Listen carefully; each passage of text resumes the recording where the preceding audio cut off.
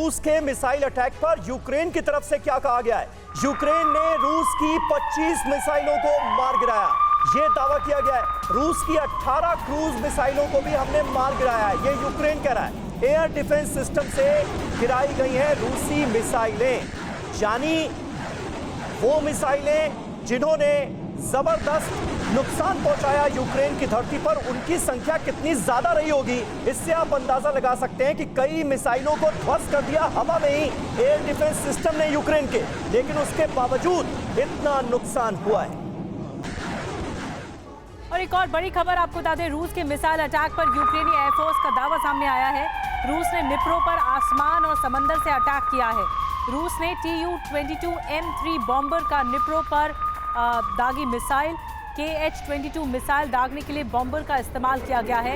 Ukraine ने कहा है KH-22 मिसाइल गिराने के लिए पैट्रियट की जरूरत है। क्या आप सिलाई सीखने के लिए हजारों रुपए खर्च करने के लिए चिंतित हैं? फ्रीडम ऐप को डाउनलोड करें, 40 घंटों का टेलरिंग कोर्स देखिए और खुद का टेलरिंग बिजनेस शुरू करें।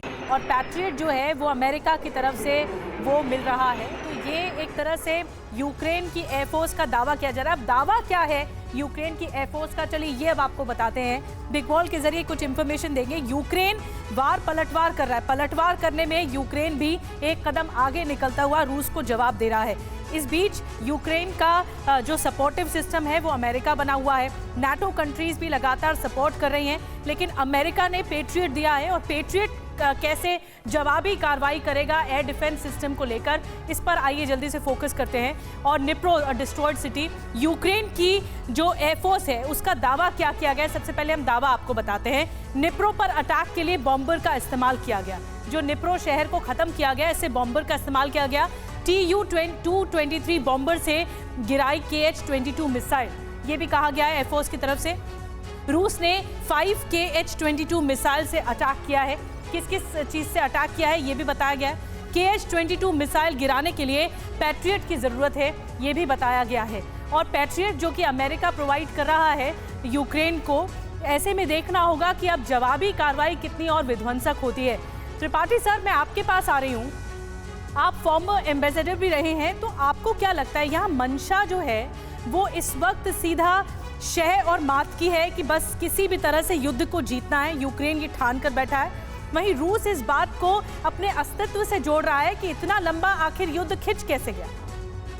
देखिए, जहाँ तक युद्ध के लंबे खिंचने का सवाल है, इससे पहले भी कई युद्ध इससे छोटे छोटे हुए हैं, लेकिन वो लंबे खिंचे हैं। जैसे कुवैत का वार आप कहिए, इराक का वार कहिए, या लीबिया पे अमेरिका का एक्शन कहिए, ये सारे 8 महीने से लेकर 1.5 साल तक चले हैं।